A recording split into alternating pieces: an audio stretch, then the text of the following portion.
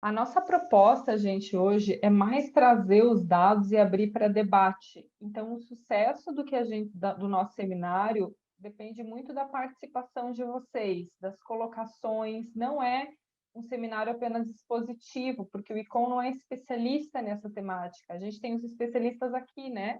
São vocês que já trabalham com o tema. Então, a gente quer trazer as informações que a gente coletou e aí, junto com vocês, conseguir debater os principais pontos, tá?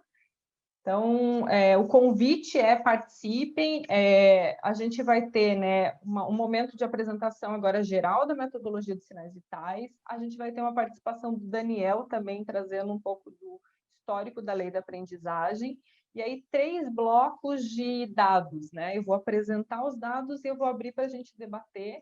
Então, nesse momento de debate, eu vou aí facilitar as falas, inscrição, mas peço muito aí que vocês consigam abrir o microfone, abrir o vídeo, para que a gente consiga realmente interagir, né?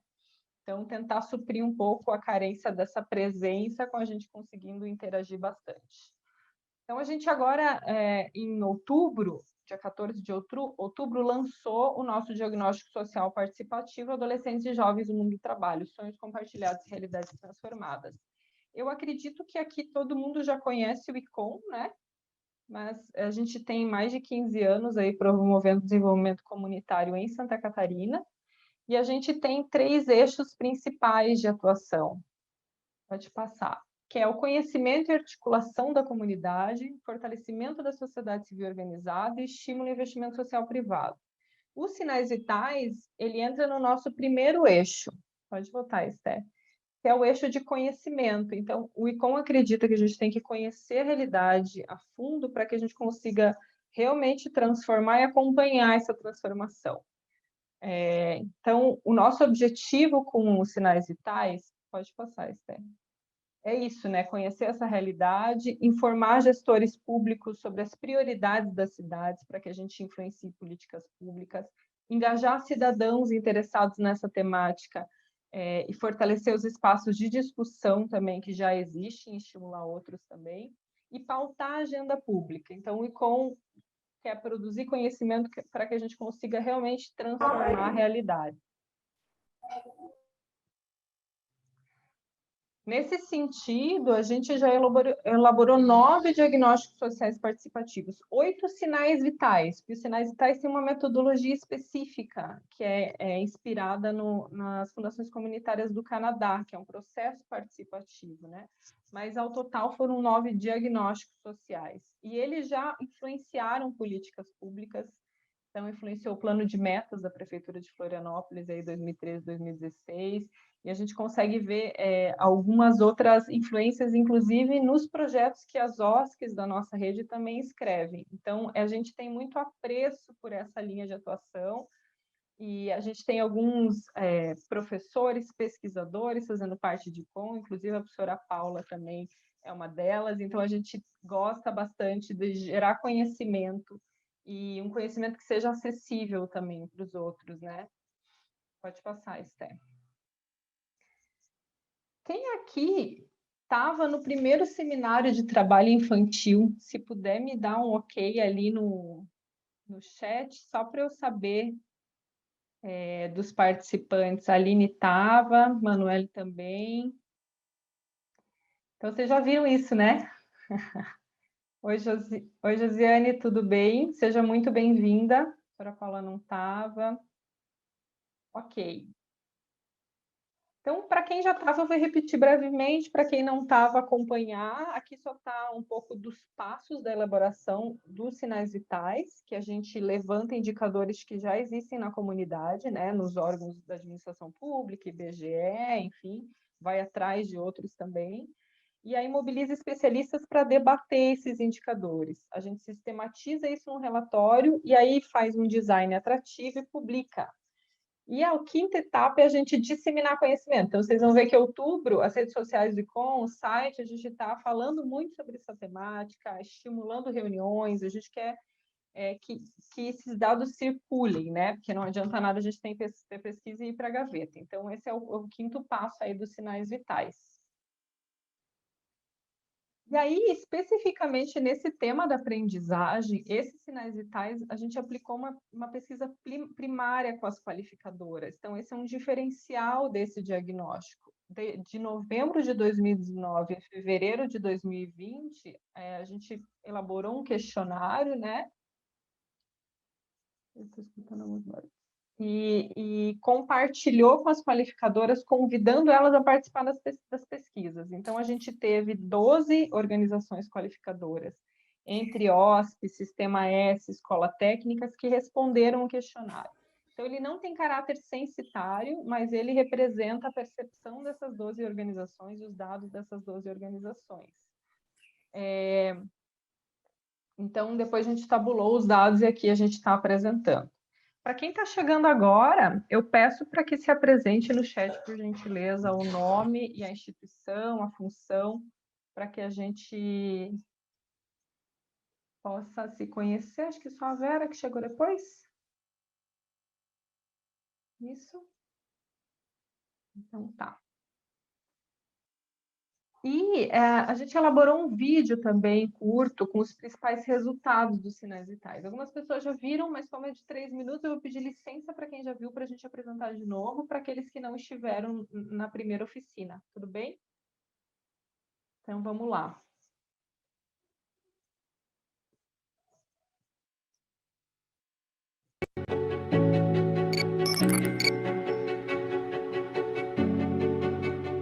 Como é o mundo do trabalho para adolescentes e jovens em Florianópolis? Seus direitos são respeitados?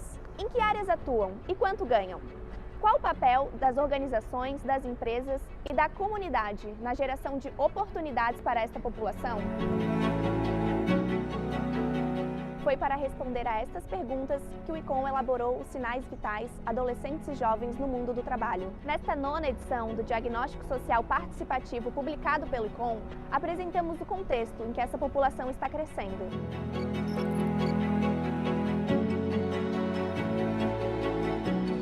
Uma cidade com altos índices de qualidade de vida, mas também marcada por iniquidades sociais.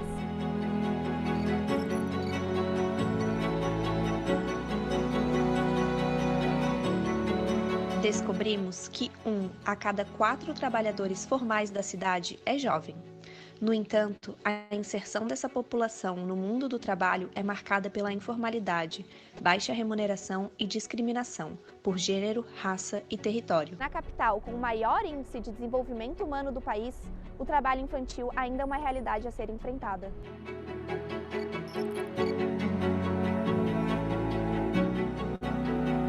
Calculamos também o potencial de contratação de jovens aprendizes pelas empresas instaladas em Floripa. E concluímos que há muito espaço para que esses jovens atuem, tenham seus direitos respeitados e salários dignos.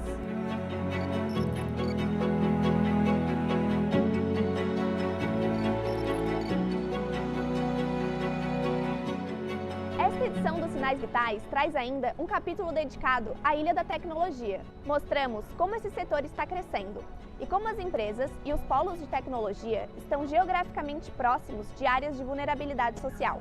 E por que abrir as portas para a contratação desses jovens pode transformar a realidade.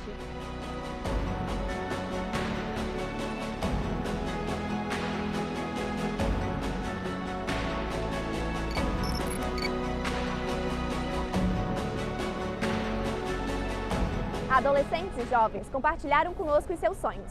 E nós acreditamos que é preciso ouvir e conhecer para transformar.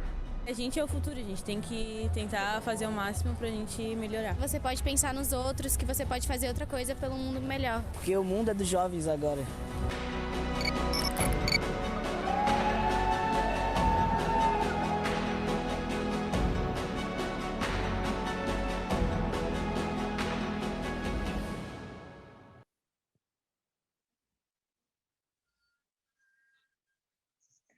Então, aí a gente trouxe os principais resultados, né, dos sinais vitais, assim, ele tem 160 páginas, então é bem detalhado, mas é um vídeo mais para estimular esse olhar, né, do que está mais impactante. E o que a gente vê é que Florianópolis tem muitas desigualdades, né? A gente vê que é uma capital realmente bastante desenvolvida, mas olhar mais a fundo, as desigualdades são bastante grandes. Então, para quem não acessou os sinais vitais, a Stephanie colocou aqui o link para baixar e o link do vídeo também. Perfeito? Então, eu gostaria agora de apresentar Daniel, que é o nosso convidado, que ajudou também a debater os dados dos sinais vitais. Então, um especialista convidado, ele vai dar uma palhinha no nosso seminário de hoje. O Daniel Machado da Conceição, então, ele é doutor e mestre em educação pela UFSC, possui licenciatura e bacharelado em ciências sociais também. É educador social e coordenador do projeto Aprendiz na FAPSul, Fundação de Apoio à Educação, Pesquisa e Extensão da Unisul também. Pesquisador do Núcleo de Estudos e Pesquisa Educação e Sociedade Contemporânea, NEPESC, da UFSC, e membro do Grupo Esporte e Sociedade. Ele atua como professor de Sociologia do Ensino Médio Regular e do EJA. É educador social, tutor à distância e conteudista para programas de capacitação profissional. Então, seja muito bem-vindo, Daniel. E gostaria, enfim, de abrir a palavra para você trazer um pouco desse histórico, né? De onde surgiu a lei da aprendizagem, que ponto a gente está agora, enfim. Nossa, muito. Primeiro, iniciar agradecendo o convite, agradecer a oportunidade, né? Estou vendo aqui vários rostos já conhecidos, né? Realmente parceiros da aprendizagem. E, né, também honrado em, de certa forma, participar, né, desses sinais vitais aí, de colaborar um pouquinho, de pensar a respeito, né, naquela fase de observar parte dos dados e dos próprios resultados, né, que serão apresentados. Então, muito contente, muito feliz mesmo. Bom, com a minha proposta, né, o que conversamos, é isso, trazer fazer um sobrevoo, né, geral sobre a aprendizagem ou principalmente essa relação do jovem e trabalho. Né, foi pensado aqui pelo menos no máximo uns 10 minutinhos, então eu vou procurar estar dentro desse tempo, porque, né, o métier ali professoral, se deixar, você vai extrapola, e para isso, né, eu peço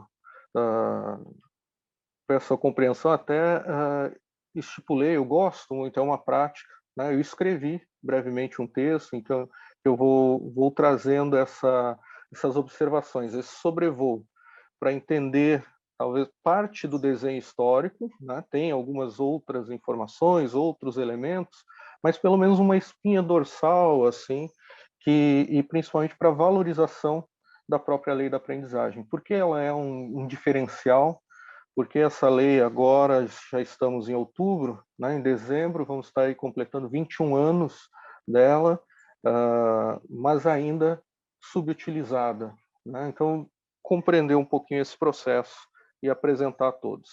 Então, tomo a liberdade para fazer aqui a leitura e os apontamentos, né, nesse momento.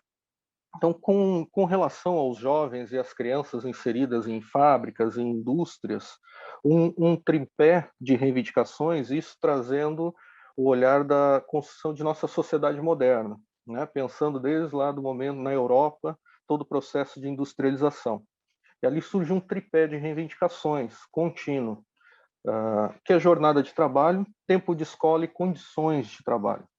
Isso incentivou um debate a respeito desse contingente juvenil durante o desenrolar das atividades produtivas e o desenvolvimento da maquinaria. Os impactos sociais que as atividades profissionais causavam foram um incentivo para que famílias dos trabalhadores se mobilizassem por reivindicações de melhores condições. Nesse tripé de reivindicações, direcionado ao trabalho infanto-juvenil, as definições sobre tempo de trabalho e escolarização, bem como as condições insalubres, perigosas, às quais as crianças e jovens estavam expostos no ambiente laboral, pautaram a organização de uma estrutura legal que visava garantir, então, o desenvolvimento físico, emocional, psicológico dos infantes. A Organização Internacional do Trabalho, a OIT, foi criada após a Primeira Guerra Mundial, no ano de 1919, com o objetivo de regular o trabalho infanto-juvenil da mulher e do homem. O debate a respeito do tripé de reivindicações, entretanto, é anterior, com início na Inglaterra, em 1802, e normas específicas foram editadas para cada faixa de idade. no último quarto do século XIX, ainda muitos outros países aderem a normas que orientam o trabalho infanto-juvenil, assim como muitos países passam a aprimorar suas leis com o objetivo de orientar cada vez mais as normas sobre a idade de admissão, tempo da jornada e obrigatoriedade da escolarização. Quando falamos no trabalho infanto-juvenil no Brasil, não podemos esquecer os séculos de escravidão que orientaram a vida social e cultural do país. O trabalho infanto-juvenil esteve naturalizado na força de trabalho escravo. Os traficantes de escravos, inclusive, preferiam as crianças e jovens em razão de sua facilidade de adaptação, da projeção de vida mais longa, de sua diferenciação de preço e sua maior docilidade. Os adolescentes escravos não se ofereciam oportunidades de aprendizado, e muito menos educação formal. Portanto, para descrever o desenvolvimento do trabalho infantil e sua erradicação no Brasil, né, um professor jurista, que é o Orizo Oliveira, que desenvolve trabalhos sobre juventude e a relação com o meio laboral, ele diz que o pesquisador não pode estar preso à evolução legislativa das normas jurídicas que as disciplinam. Essa informação está pautada na discussão que envolve a percepção sobre quem era considerado criança durante o período escravocrata, além, é claro, do alcance das leis. As leis não discutiam direitos à escolarização, tempo de trabalho e limitação das atividades a serem realizadas, pois as pessoas escravizadas sequer eram consideradas humanas. Então, no Brasil, país escravocrata, muitas das discussões não importavam ou não ganhavam a mesma magnitude. A mudança na maneira de encarar o trabalho infanto-juvenil acontece com a imigração europeia e com o fim do Império e a instituição da República. Nesse novo ambiente, os valores que orientavam a sociedade moderna, né, procuravam encontrar soluções para o aumento da marginalidade, delinquência e nos novos espaços urbanos. Então aí vem uma primeira, podemos dizer assim, uma iniciativa para a regulamentação do trabalho infanto-juvenil. Entre os programas partidários e decretos que surgem no início do século XX, que procuram legislar sobre o trabalho no país, então destaco o primeiro projeto de Código de Trabalho de 1915, idealizado por Maximiliano Figueiredo, que proibiu o trabalho a menores de 10 anos, permitindo até os 15 anos, quando no exercício de atividade que não prejudicasse a saúde ou necessária instrução escolar. Na sequência, o Código Nicanor do Nascimento também estipulava a jornada de trabalho adequada a determinadas idades e a proibição de trabalho insalubre e em condições inseguras, mas não foi aprovado em razão do discurso semelhante que era proferido na França, né? Ao pai e só a ele cumpre resolver a necessidade de seu filho menor ou não. Então as famílias, né, deveriam decidir se o jovem deveria trabalhar ou não. E a regulamentação, a criação das leis, de certa forma, é o Estado, né, interferindo nessa, ou mediando essa relação. E até aquele momento se dava muito mais valor, né, a que o pai e a família tomassem a decisão. Então, o Código de Menores, no decreto de 17943-A de 1927, foi a grande inovação quanto à regulamentação do trabalho infanto-juvenil em todo o território nacional. Seus pontos fundamentais foram a idade mínima, atestado médico, comprovante de adaptação física durante a jornada de 6 horas, proibição do trabalho noturno, proibição do trabalho nas ruas para homens menores de 14 anos e mulheres menores de 18, instituição de multas pela desobediência à lei e à sua reincidência, a instrução primária não poderia passar de 3 horas, restrições para o trabalho em estabelecimentos teatrais, orientações para que os chefes dos estabelecimentos industriais e comerciais que empregassem menores de 18 anos fossem obrigados a manter bons costumes, a moralidade, higiene, segurança, necessidade de fornecer caderneta do adolescente com data de entrada e saída da empresa entre outros. O decreto foi, então, considerado um avanço na formulação de políticas trabalhistas para crianças, em 1927. Em 1942, nós temos o Decreto-Lei 4.481, que é de 16 de julho, estabelece regras para jovens aprendizes. Aí vem a expressão, né, surge praticamente nesse momento, jovens aprendizes industriários e seus empregadores. Então, esse é um decreto que foi aplicado, impulsionado pelo Sistema S, né, o Senai especificamente. Esse documento outorga a idade de 14 anos como limite mínimo para o trabalho, obrigatoriedade de as empresas industriais contratarem entre 5% e 15% de jovens, equivalente ao quadro de operários, e da participação desses jovens num curso de formação no Serviço Nacional da Indústria, o SENAI.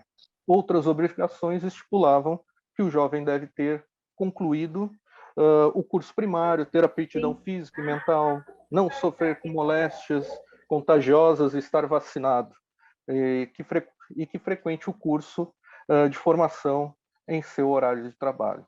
Então, aqui nós já temos a estrutura da lei da aprendizagem, que foi regulamentada no ano 2000. Né? Ela foi não vamos dizer revitalizada, não, praticamente o texto é o mesmo, sofre pequenas atualizações na sua redação, mas a estrutura é a mesma de 1942. Em 1943, em razão desse decreto anterior, a consolidação das leis do trabalho já destaca, então, a atividade, né, limitando a partir dos 14 anos, como única, na condição de jovem aprendiz, como única maneira de iniciar a atividade profissional, né, realizar um contrato. Bom, nas décadas seguintes, projetos voltados à juventude sempre enfocaram ações assistencialistas, o que dificultou a implementação de políticas que permitissem sua qualificação profissional e a promoção da autossuficiência dos jovens e seus familiares. Grande parte do desafio de avançar nas políticas para juventudes relacionadas ao trabalho esbarra na situação econômica das famílias. Necessidade de subsistência, ou melhor, a sobrevivência, obriga os jovens a ingressarem antecipadamente no mercado de trabalho. Situação esta que tem impacto no tempo dedicado à escola, na aquisição de conhecimentos, sendo um fator de dificuldade para a conquista dos melhores postos de trabalho, em razão da baixa qualificação ou de sua completa ausência. Então, aqui um terceiro bloco que eu posso chamar, que já se aproxima da própria regulamentação da lei no ano 2000. Então, o século XXI dá início a um mundo com inúmeros desafios para o desenvolvimento da humanidade. Questões sobre globalização, meio ambiente e desenvolvimento das nações pautam a agenda internacional. Durante a última década do século XX, as decisões... 3 minutos, perfeito. Não, vai dar tempo. As discussões se intensificaram na busca de propostas conjuntas para o cenário que a humanidade estava prestes a enfrentar. No final dos anos 90, a Organização das Nações Unidas lançou um desafio em conjunto com todos os países membros, que ficou conhecido como Objetivos de Desenvolvimento do Milênio. Hoje, Objetivos de Desenvolvimento Sustentável. Seu propósito era articular ações que permitissem ter resultado com um mundo melhor para a geração atual e futura. O Brasil, como membro integrante da ONU, promove ações para a implementação dos ODM em parceria com outros países emergentes ou em desenvolvimento. É o caso da meta número 16, em cooperação com países em desenvolvimento, formular e executar estratégias que permitam os jovens obtenham um trabalho digno e produtivo. Destaco que essa é uma década com aumento do desemprego estrutural e afetando diretamente os jovens em busca de inserção profissional. A discussão sobre trabalho, juventude, escolarização possui outros pontos de convergência.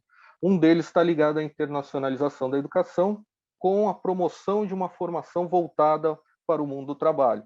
O outro diz respeito à erradicação do trabalho infantil, que nas décadas finais do século XX instigou diversos debates e a institucionalização de propostas com metas para a diminuição da exploração da força de trabalho infanto-juvenil, com implicações diretas em acordos internacionais entre os países. A formulação da lei da aprendizagem parece responder aos anseios dos principais temas que sempre foram de grande relevância no debate sobre o trabalho infantil, quais sejam aqueles relacionados ao tripé de reivindicações já mencionadas: tempo de jornada laboral, condições de trabalho, necessidade de escolarização. A lei foi instituída como consequência de acordos internacionais, dos quais o Brasil faz parte durante todo o século XX, principalmente nas décadas finais, o que acarretou inúmeras legislações que orientam sobre a erradicação do trabalho infantil e a regulamentação do trabalho adolescente. A lei foi constituída, idealmente, tem um minutinho ainda, idealmente no intuito de valorizar o momento de formação e de aprendizado do jovem, procurando não prejudicar seu desenvolvimento físico, psicológico, moral e social. Além disso, institui como pré-requisito fundamental para a participação em programas de aprendizagem que o jovem deva ter frequência na escola e não apenas estar matriculado. Essa ênfase parece dar um peso diferente à importância da escolarização, né, evitando o fracasso escolar. A inserção do jovem no mercado de trabalho, na condição de aprendiz, proporcionou um novo elemento. Esse é um ponto importante, tá, para deixar registrado aqui, finalizando esse sobrevoo, que com base nesse tripé, algo que não aparecia muitas vezes no debate sobre trabalho infantil de maneira concreta e que recebe, então, importância: a formação técnico-profissional metódica. Aparece como um elemento que pretende potencializar a experiência do jovem aprendiz, legitimando o conhecimento e o espaço institucionalizado para sua transmissão. E o último ponto, então, para fechar: sua regulamentação no ano 2000 institui o compartilhamento da responsabilidade pela formação do novo contingente de trabalhadores. Assim, o Estado, o capital, né, as empresas, dividem as atribuições e o investimento nessa empreitada. Essa parceria se efetiva na formação do jovem pelo trabalho em sua capacitação teórica concomitante para a jornada de trabalho laboral. Acho que esse é um sobrevoo com pontos, né, que faço observação a partir de um texto. Essas são fragmentações da tese recém-defendida, a partir desse tripé de reivindicações e como a formação profissional concomitante, pertencente à jornada de trabalho, é o ponto diferencial do jovem. Né? Então, nós temos aqui a observação, nesse slide seguinte, o destaque sobre a idade, né, do jovem que pode participar do programa de aprendizagem, dos 14 aos 24 anos. Lembrando que os 24 anos é a idade limite, né? Ao completar 24 anos, o contrato acontece o desligamento. A única hipótese, a única exceção são jovens com deficiência, que o contrato pode permanecer além dessa data. A prioridade, como destacado, né, observado ali naquele tripé: jornada, escolarização e condições de trabalho, a escola tem um peso muito grande, né, uma ênfase muito grande. E o jovem, enquanto não concluir o ensino médio, deve estar matriculado e frequentando uma modalidade de ensino. As exceções são localidades, né, onde não haja o ensino médio. Então, com a conclusão do ensino fundamental, também relacionado à sua idade, ele pode desenvolver ou participar de um programa de aprendizagem. A lei também garante os direitos trabalhistas, né? Então, com o registro em carteira, o jovem tem o recolhimento do fundo de garantia, tempo de serviço, tem férias proporcionais ao período de trabalho, assim como o recebimento de 13º salário. Por ser um contrato especial, não envolve aviso prévio, multas rescisórias. Então, esses são, de certa forma, vantagens, né, para as empresas, buscando incentivar a contratação, então, dos jovens. Pode passar. Perfeito. Daniel, muito obrigada. Se alguém tiver dúvidas, pode ir colocando no chat, a gente vai trazendo para o Daniel, em algum momento também retorna para vocês. E eu estou vendo aqui que a gente está entre qualificadoras, né? Principalmente. Então, agora eu vou começar a apresentar uma série de dados da pesquisa, trazendo um pouco o perfil dos jovens aprendizes de Florianópolis, especialmente o do ano de 2018. Então, a gente tem dados da RAIS coletados junto às empresas, né, e que declaram estar contratando jovens aprendizes, e temos dados da pesquisa primária também, que muitas de vocês responderam, tá? Então, iniciando aqui pelo total de aprendizes contratados, a gente consegue ver nessa série histórica. Então, iniciando de 2002 aqui em Florianópolis, mesma lei sendo em 2000, a gente tem um pico aí em 2011 com 1.420 jovens aprendizes, depois diminui e aí volta a crescer, sendo o ano que mais teve contratação foi o ano de 2018, 2.265 jovens aprendizes, né? E se a gente considerar o total, a gente teve mais de 17 mil jovens aprendizes contratados desde esse início da execução do programa aqui na capital. A Vera está se apresentando, seja muito bem-vindo, Vera, bem-vinda. E para quem chegou depois, eu vou reexplicar a nossa dinâmica. Então, eu trouxe a gente está trazendo 3 blocos de apresentações, começando com o Daniel fazendo esse sobrevoo da lei da aprendizagem, e aí eu vou entrar na pesquisa mesmo. Então, a gente vai abrir para debate a cada final de bloco, mas vocês podem ir trazendo dúvidas e perguntas aqui no chat no decorrer, tá? Em relação à idade dos jovens aprendizes, a gente vê que a maioria, né, tem de 14 a 17 anos, então 4, né, a cada 6 aprendizes são adolescentes, né? A gente tem 6 jovens aprendizes com 25 anos ou mais, então jovens com necessidades especiais que estavam contratados na capital, a partir, né, em 2018, não que não tenham jovens com necessidades especiais nas outras idades, mas esses de 25 ou mais com certeza são, porque é a exceção da lei, né? Pode passar, Esther. E a gente consegue ver aqui a escolaridade deles. Então, essa tabela não está tão fácil de ver, mas no manual a gente tem também outros gráficos que ajudam a interpretar, mas a grande maioria dos jovens estavam cursando ensino médio em 2018. Então, 55% dos jovens estavam cursando o ensino médio em 2018. A gente viu também, durante a pesquisa, que 20% dos jovens não tinham concluído o ensino fundamental na idade recomendada, que é até 14 anos. Então, tem bastante defasagem de escolaridade também entre jovens aprendizes, no geral, mas jovens aprendizes também, que a pesquisa conseguiu identificar. Pode passar, Esther.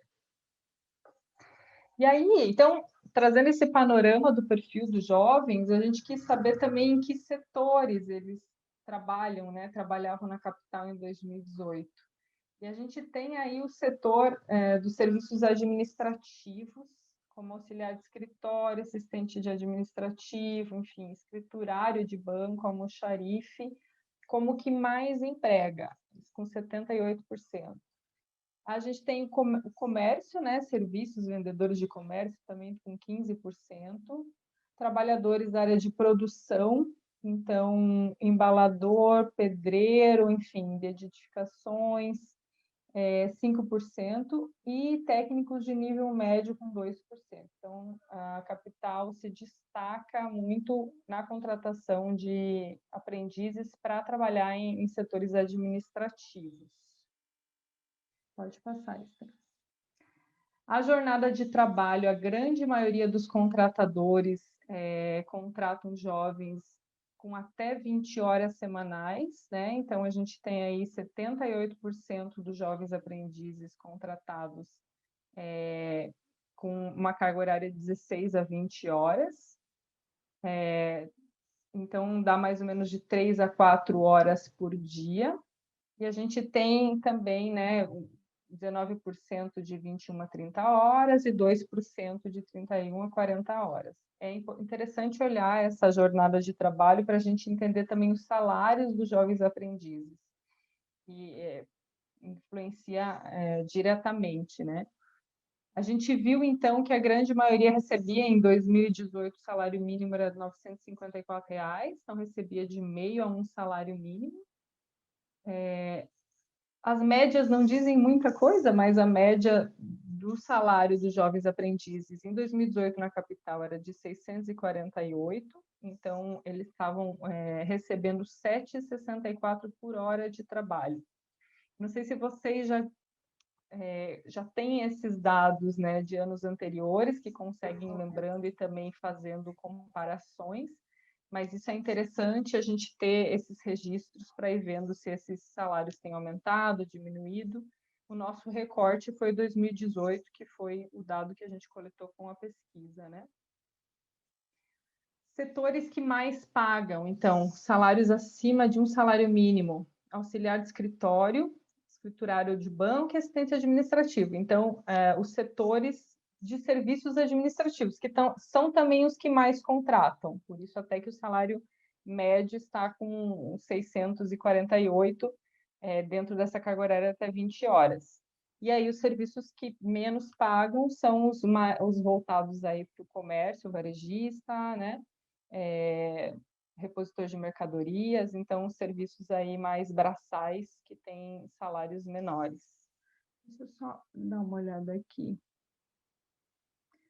Maravilha. Em relação ao gênero, a maioria dos aprendizes são mulheres, né? Não diferencia tanto, mas 54% dos aprendizes de 2018. E a gente viu que, em relação ao salário delas, essa é a única faixa de salário que as mulheres recebem mais do que os homens na capital. É uma diferença pequena.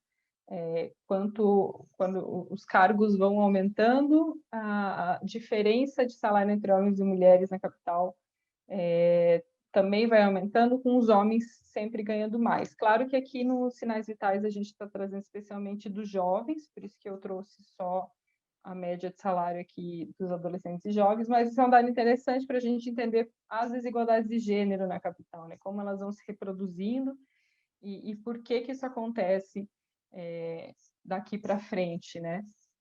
E não acontece com jovens aprendizes. Uma reflexão interessante também é que os dados da RAIS não coletam a classificação por cor ou raça, né? Então, a gente não tem esse dado de quantos jovens aprendizes são negros, pretos, pardos, pretos ou pardos e de outras etnias. E também algumas qualificadoras não têm esse campo de coleta de dados. Então, uma reflexão que fica é a importância da gente passar a coletar para entender como que está a desigualdade de raça também aqui na capital. E a gente sabe, pelos dados do próprio Sinais Vitais, que 18% da população da capital são de pessoas negras, então pretas ou pardas, mas é importante a gente conseguir inserir esses dados no cadastro. Eu sei que tem questões da LGPD, né, que agora estão bastante evidentes, os dados que são coletados, mas é importante que cada qualificadora consiga aí no seu caminhar também ter esses dados, porque a RAIS não coleta, né? Pode passar. E aí, um dado que a pesquisa trouxe é que 80% dos jovens aprendizes ativos de 2018 tiveram seu contrato encerrado antes de completar um ano de trabalho. E aí, por que isso acontece? E acho que vale um ponto de reflexão para a gente aqui hoje. Desses, 43% foram dispensados antes de completar 6 meses, né? Então, a maioria nem chegou a concluir o curso de qualificação teórica em 2018. E aí, algumas reflexões que ficam. A gente fez uma oficina com os jovens vinculados à IDES, para tentar debater e contextualizar os porquês desse dado. Por que os jovens, né, aprendizes são desligados, 80% deles antes de completar um ano? E aí, vocês possivelmente já conhecem bastante dessa realidade, mas a gente quis trazer aqui algumas falas, né? Então, que é uma idade que tem escola, tem Enem, então, às vezes na empresa vê que não vai ter futuro, eu sei que eu preciso me dedicar à escola, então eu acabo desistindo, né, para poder pensar no meu futuro. Então aí a gente vê uma dificuldade de conciliar escola e trabalho e dedicação na escola, o que não deveria acontecer na categoria de jovem aprendiz.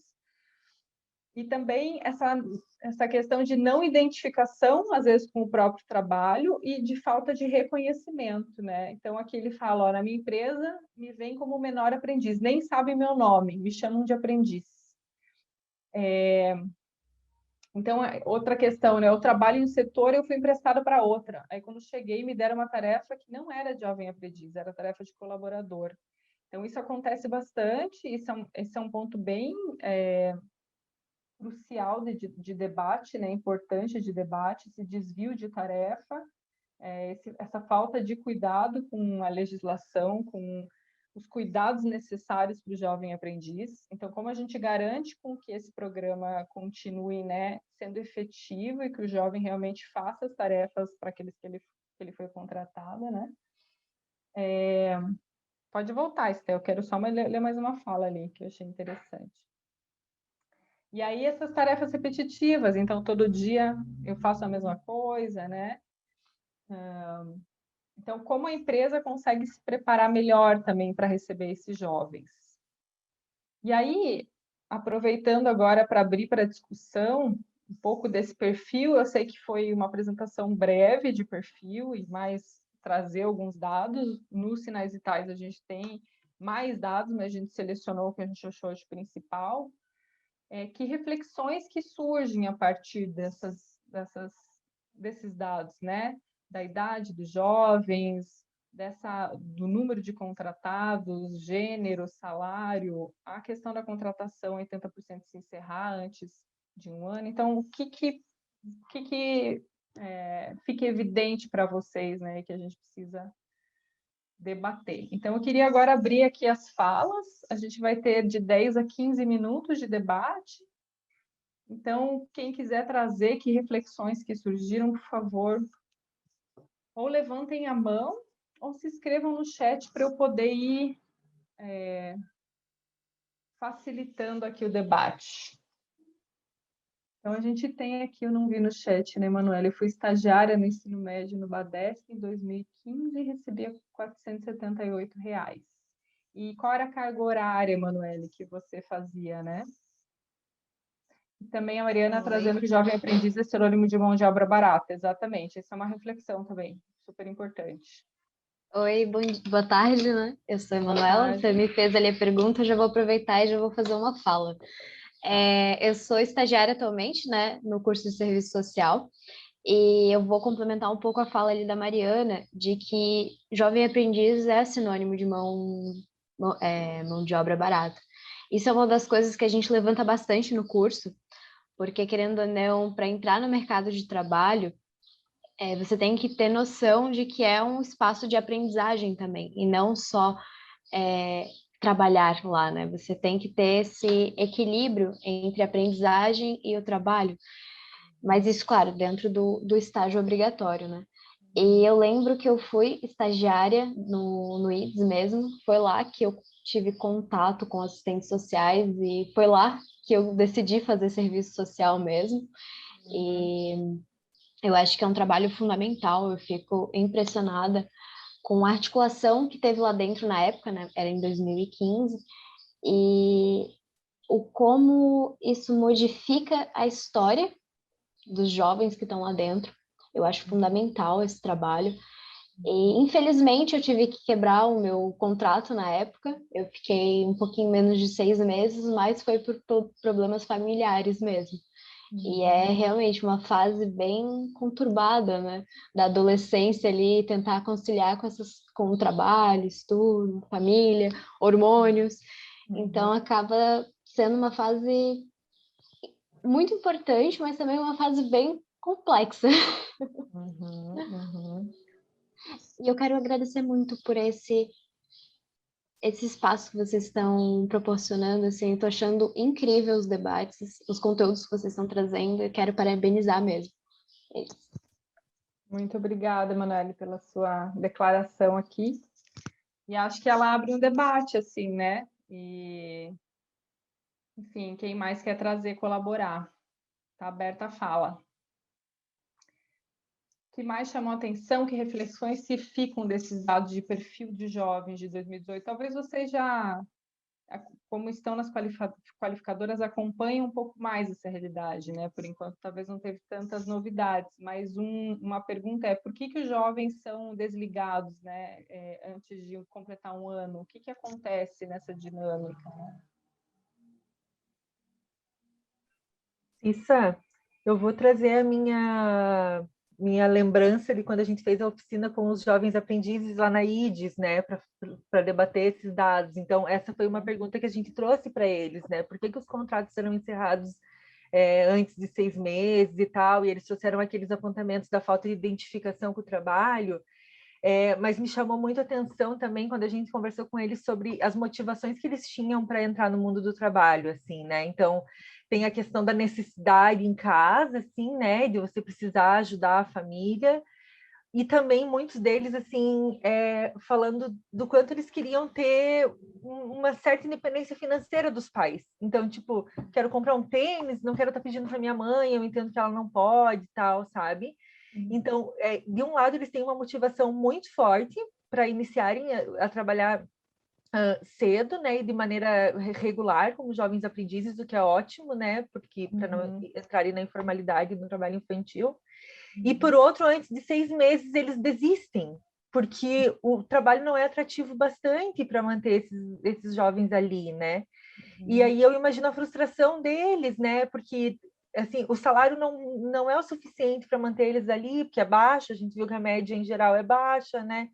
E assim, não conseguir conciliar com escola e lazer e convivência familiar, que é o que está previsto na lei da aprendizagem, como o Daniel explicou, né?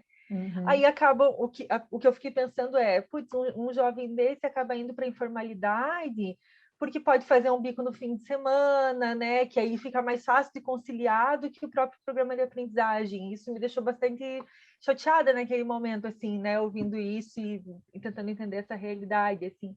Então, também queria saber a opinião do pessoal das qualificadoras que está aqui, do próprio Daniel, em relação a isso, né?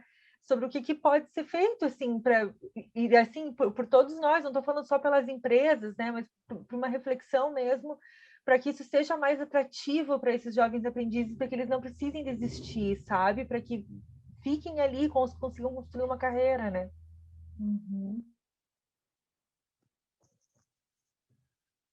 Bom, Esther, muito obrigada por trazer esses pontos. Alguém quer ajudar a responder? Bom, já que a Stephanie instigou ali, né, eu vou trazer os apontamentos, observações, né, dessa experiência com a aprendizagem. Bom, algumas respostas, claro, envolvem diretamente a questão financeira, né, o desejo de uma maior remuneração para atender, né, para ter maior acesso a bens e serviços, atender uma demanda pessoal, uma busca de maior autonomia frente aos pais, né, e ao próprio grupo, né, entre os jovens em geral. Então, tem um recorte que nessa relação, o jovem, quando ele se aproxima dos 18 anos, ou quando ele é maior de 18 anos, ele tem uma tendência a aceitar trabalhos ou buscar trabalhos com uma jornada maior, porque isso, obviamente, proporcionalmente, aumenta o salário dele. Então, tem uma relação aí direta que nós podemos observar. Outra relação, nesse contexto da atividade profissional que talvez não esteja ali satisfatória, não esteja contemplando, é fora de um contexto da sua realidade, envolve um processo de socialização profissional, né? Os jovens que estão mais, podemos dizer, adaptados a esse momento, aos códigos empresariais, eles vão ter uma atuação, ter um desempenho muito mais aceitável pela própria empresa, eles vão ser melhor recebidos, eles vão ter essa postura de maior permanência. E esse processo é árduo, né? Nós sabemos, nós vivenciamos isso, aprender os códigos do mundo do trabalho é desafiador. Muitas das famílias dos jovens, né, a socialização primária deles não corresponde a esses códigos. Valores da ética, responsabilidade, a disciplina, a organização, e aí você chega no ambiente de trabalho, você vai ser cobrado por isso. Então, com o tempo, ele tende a desistir, quando ele não está disposto, né, a se adaptar a esse processo. Bom, então, idade, o processo da própria socialização, e tinha um outro ponto.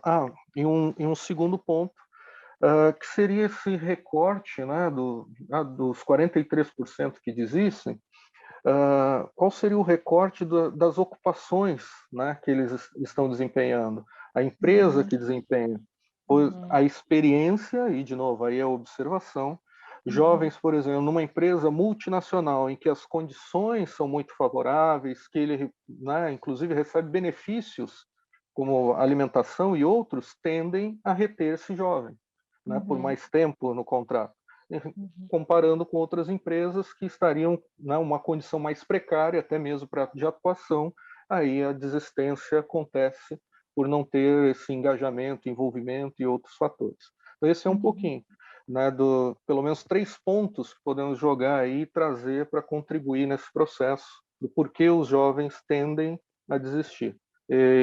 Bom, e talvez uma sugestão, ou pensar qual seria a solução. Bom, nessa mediação da lei da aprendizagem é tripartite, empresa, né, jovem família e entidade qualificadora. Aí entra a entidade qualificadora, claro, ela não vai ser a solução de tudo, mas dentro desse processo, a lei da aprendizagem é construção de itinerário formativo. Também quando buscamos dar vazão a demandas da empresa, onde dizem, olha, uma lógica de mercado, que esse jovem deve estar pronto, preparado, e se nós, entidades qualificadoras, não ajudarmos a empresa a mudar essa cultura para receber o jovem, aí sim, ele vai sofrer pressão, ele vai... Todas as questões, e que muitas vezes não vai estar preparado, e sim, é preferível sair. Ele vai envolver cansaço, desgaste, deslocamento, às vezes a alimentação vai ser precária, porque sai da escola, come alguma coisa rápida para ir para o trabalho, ou vice-versa. Então, são elementos que compõem esse cenário também. Muito bom, Daniel, obrigada. A Aline trouxe algumas questões aqui no chat, que algumas... Pode, se quiser trazer também no áudio, Aline, fica à vontade. Não, é a Graziella que... Não tem como tá. levantar a mãozinha aqui, né? Eu acho, Tem para sim. nos... Aonde? Que eu não achei. Você vai no More. Cadê? Eu também não achei agora aqui.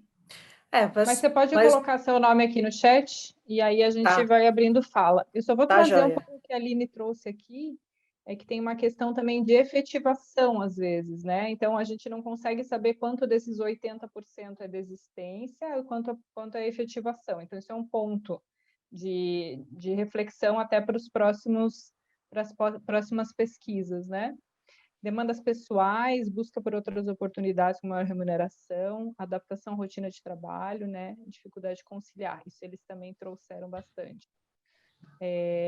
Aí a Amanda trouxe a questão de como é feita a qualificação agora na pandemia, né? Então, auxiliou os jovens a conciliar. Então, o fato da pandemia não precisar ir presencialmente, será que auxiliou? Mudou um pouco nesses resultados, né? Bastante coisa, deixa eu ver.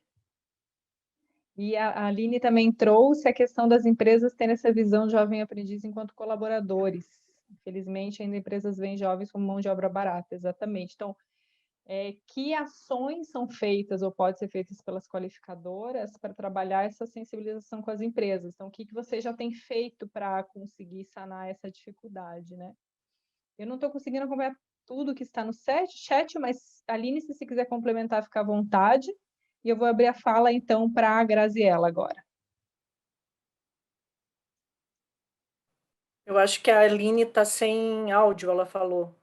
Aí então ela colocou aqui chat. por último, no chat, que este ano realizamos contato com todos os jovens que solicitaram um pedido de demissão antecipada. Tivemos um retorno bem positivo. Esse acompanhamento pós-contrato é fundamental. Foi o que ela complementou do que você estava falando, Larissa, a Aline, no caso, do Fucas. Legal. E, Aline, vocês sabem quantos desses eles pediram a demissão antecipada mesmo, ou foram demitidos? Para saber qual foi o motivo, se foi falta de identificação à empresa que realmente quis encerrar o contrato?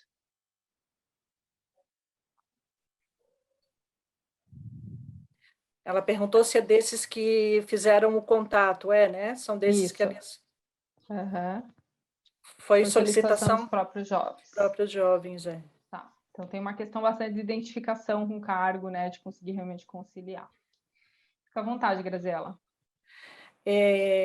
Comentando um pouquinho, né? Eu sou assistente social do Expro.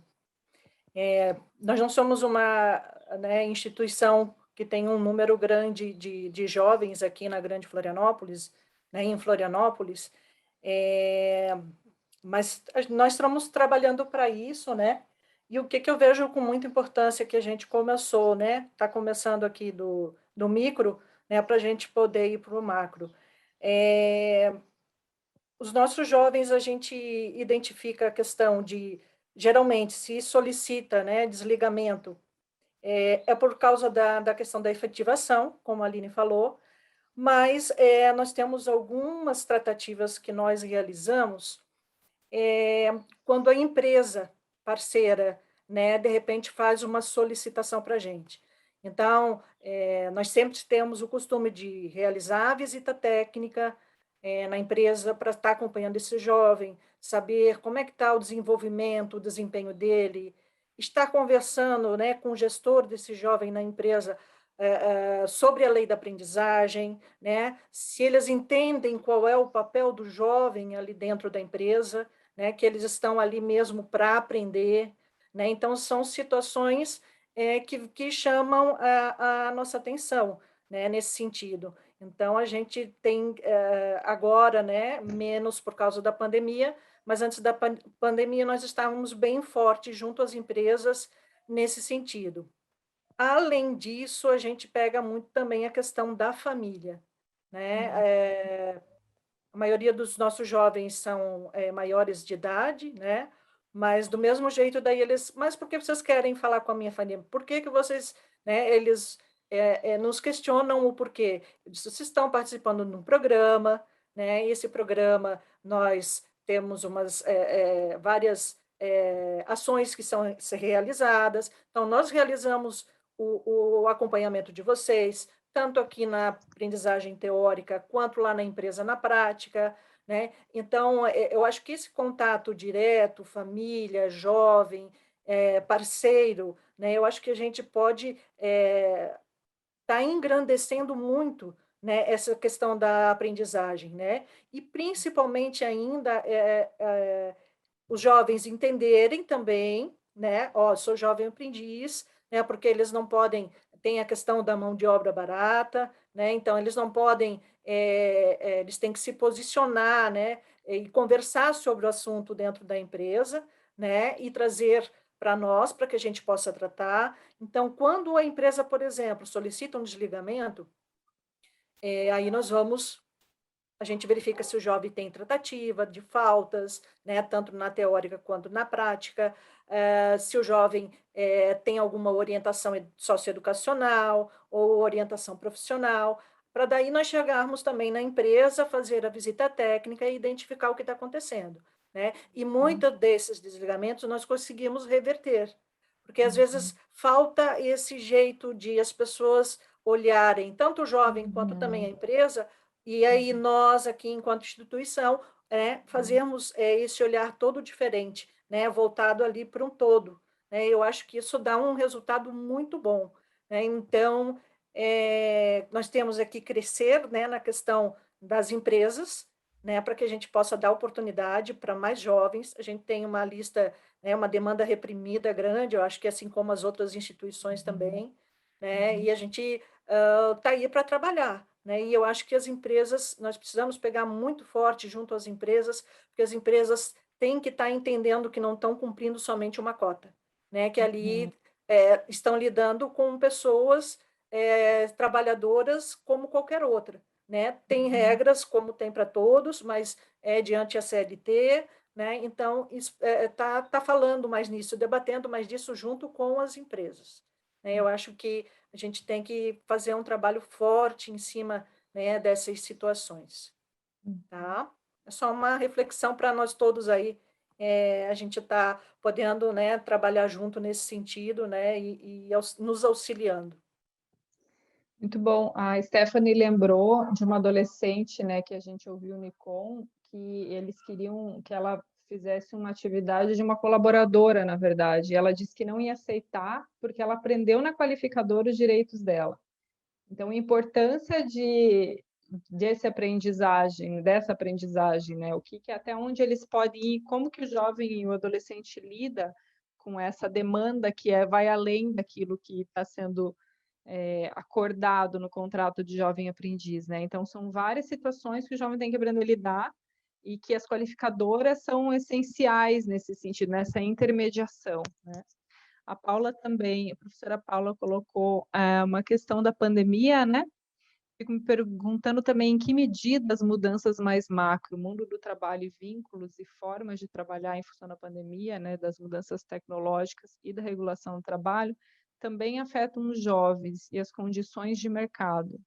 Também as mudanças na legislação trabalhista e a situação econômica atual do Brasil. Então, a gente está passando por muitas mudanças nesses últimos 2 anos. Como isso tem afetado os jovens?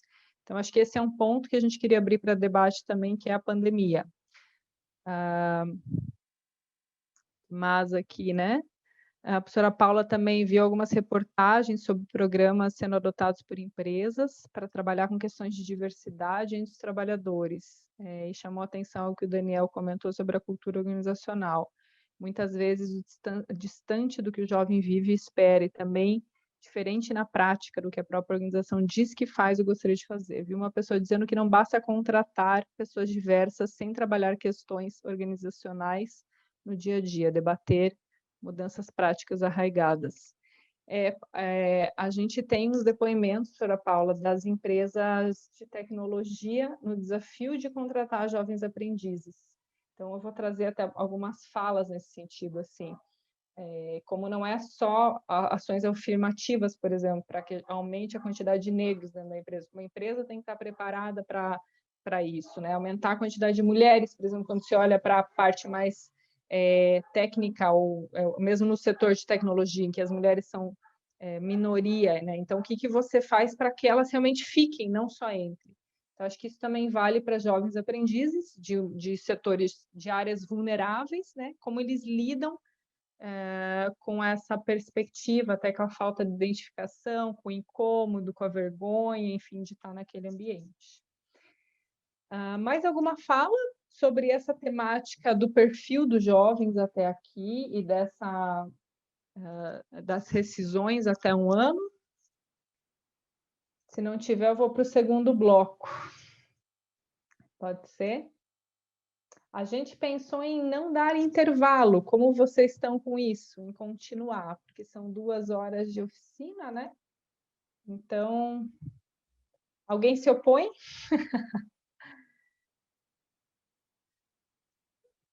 Tranquilo? Podemos correr direto? Então, quem cala consente, vou continuar. Uma outra parte dos sinais vitais. Tá, ok. Então, a gente vai continuar até ajudar isso.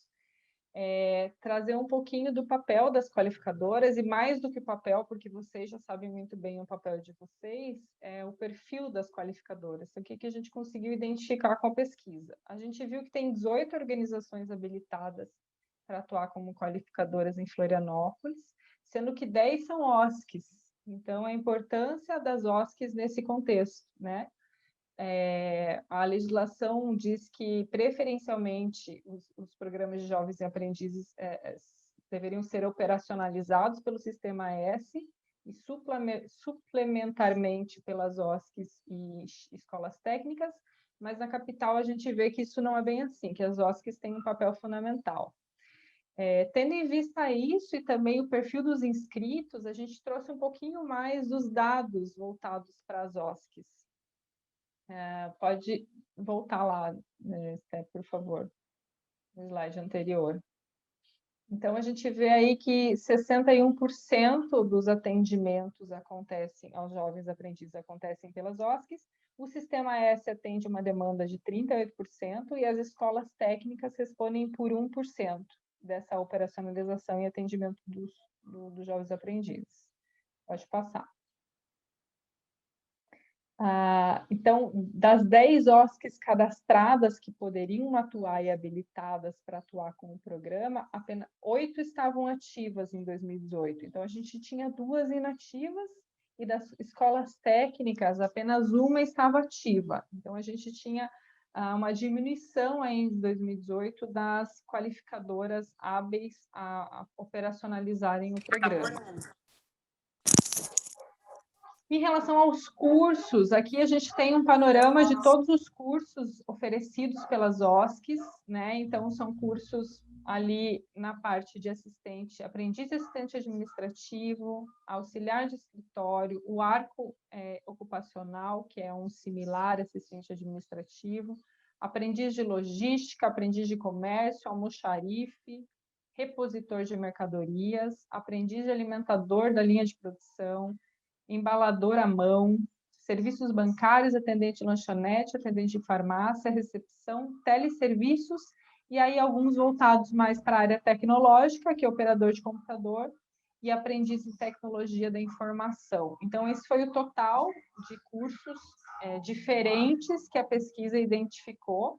Eu não sei se de lá para cá vocês ofertaram alguma nova trilha de aprendizagem, algum novo curso. Então, se ofertaram, podem ir trazendo, porque isso é interessante da gente ver se teve alguma mudança desde 2018 até aqui, mas basicamente eram esses cursos. E uma questão que nos chamou muito a atenção é que as OSCs juntas tinham uma demanda acumulada de cadastros de 7.486 cadastros. Então, a gente chamou de demanda reprimida. A gente sabe que, às vezes, tem um jovem que está inscrito em mais de uma qualificadora, né? Então, esse número não é a quantidade exata de jovens, mas é a quantidade de jovens que estão aguardando para conseguirem entrar no mercado de trabalho.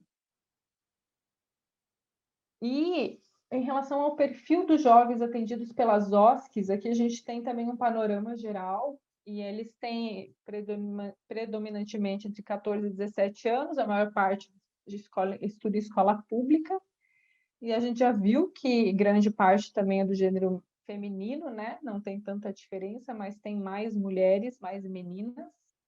A gente tem também a maior parte brancos, muito porque estamos no sul e também é a maioria da população, mas, como eu comentei, tem muitas qualificadoras que não têm esse ponto nos cadastros, e a gente queria até entender um pouco mais por quê, né? O que acontece, que esse não é um dado coletado.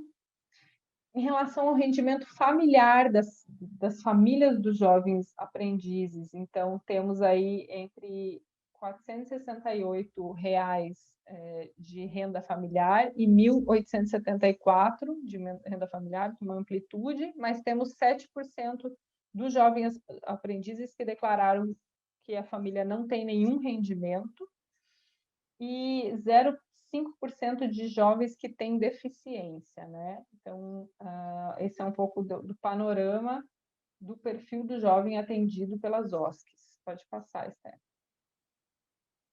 E aqui um mapa que acho interessante a gente olhar e debater. No lado esquerdo, a gente tem a localização das qualificadoras em Florianópolis. Então, vocês conseguem ver que ali no centro tem uma concentração grande, né, de qualificadoras, Espro, Prosa, CIE, enfim, IDES, Renapse, tem outras ali também. E a gente tem também no continente algumas, né? E mais para o norte ali, indo já para o Saco Grande, também tem o Senai.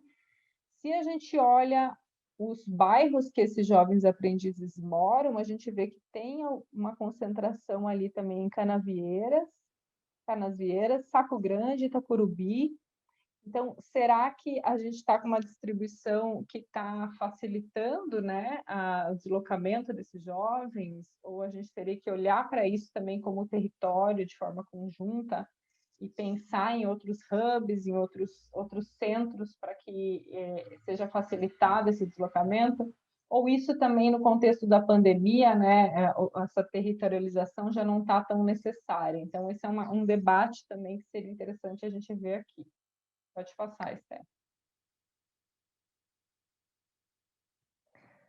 Então, olhando para esse bloco das qualificadoras, e pode voltar, talvez, deixar aí um pouco esse mapa, que é um ponto interessante que a gente gostaria de trazer, é o que a gente consegue perceber, olhando, né, que a maior parte das qualificadoras de Florianópolis são OSCs, são as que atendem 61% desses jovens, a distribuição dessas qualificadoras e como a pandemia tem influenciado na oferta de cursos, se teve alguma mudança na oferta de cursos dessa pesquisa para agora, ou mesmo uma mudança no atendimento dos jovens, né?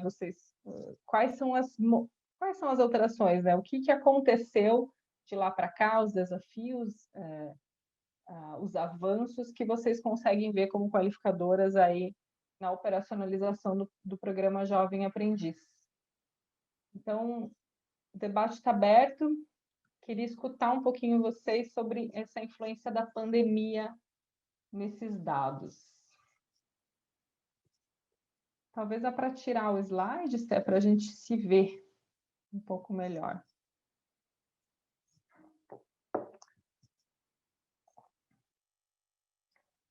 Como tem sido trabalhar durante a pandemia? O que aconteceu de 2018 para cá? Posso falar? Pode, Graziela. Não vou me estender, não. Assim, tem pontos positivos, né, e pontos negativos. Eu acho que mais positivos, né, apesar de a pandemia, né, a questão doença, né, mortes é uma coisa ruim, mas eu acho que veio, né, para evoluir. Eu acho que enquanto profissional do Expro aqui no Polo Florianópolis, sendo que, né, tem o Brasil todo, eu pude compreender mais, né, e estar falando com mais propriedade sobre a instituição, né? Então, hoje, por exemplo, nós realizamos atendimento com jovens de todo o Brasil, tanto os nossos jovens daqui, né, de Santa Catarina, Florianópolis, como também jovens, né, de todo o Brasil. O setor de desenvolvimento social, né, houve uma mudança, uma evolução, houve trocas, a tecnologia, né, teve o dificultador, né, na questão dos jovens que hoje ainda estão, né, assistindo o treinamento, né, a aprendizagem teórica de forma EAD, né? Essa questão de deslocamento, tudo isso melhorou, né? E aí alguns jovens, nós tivemos que fazer toda uma pesquisa antes para saber, né, qual era a condição de cada jovem, a questão de celular, né? Alguns jovens receberam em conjunto com a empresa um chip para poder estar realizando foi um projeto que foi feito para eles estarem podendo acompanhar o treinamento, né? Então, tiveram que aprender a mexer em várias plataformas, o Meet,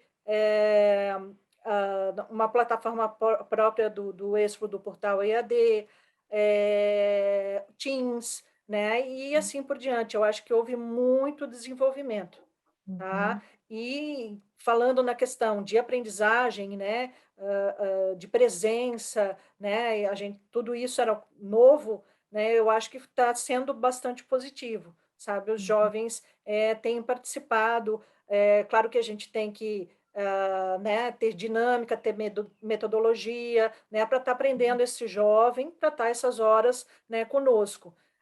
As oficinas com jovens que nós fazíamos presencial, né, estão sendo de forma online, né? A gente está trabalhando vários temas, geração de renda, que nós fazíamos com comunidade ou com a família de jovens. Nós estamos realizando agora né, com comunidade, mas também podendo ser de forma online, né, trazendo todo o recurso, falando com uma instituição, né, do polo, para que a gente possa estar trabalhando, né, junto à rede socioassistencial do município.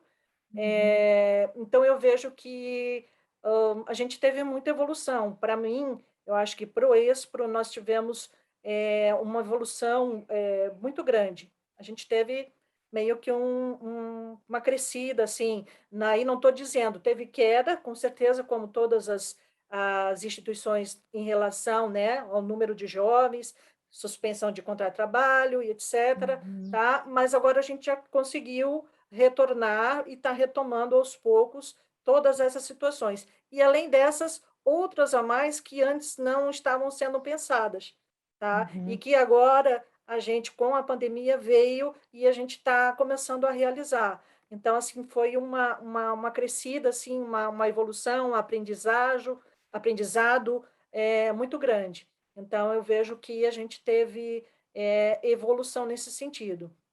E o jovem, se a gente vai pedir a avaliação, né, se sentem mais à vontade, por exemplo, nas oficinas presenciais, eles ficavam meio acanhados, às vezes, de falar alguma coisa. E como é incrível que na oficina online, eles vão no chat, eles debatem, eles abrem um microfone, eles falam, né? É uma dinâmica, assim, completamente diferente. Então, assim, gosto muito do presencial, que eu acho que tem que ter, né? O toque, o olhar, né? E o atendimento, mesmo que eu tenha uma sala própria que eu posso fazer um atendimento assim online, né? Mas eu acho que é presencial, às vezes uma visita, né? Eu acho que é o ideal. Mas a gente tem como mesclar os dois. Eu acho que foi bastante positivo. Então, essa é a minha, né? Enquanto a minha instituição, né? A experiência, né? Que nós estamos tendo com relação à pandemia.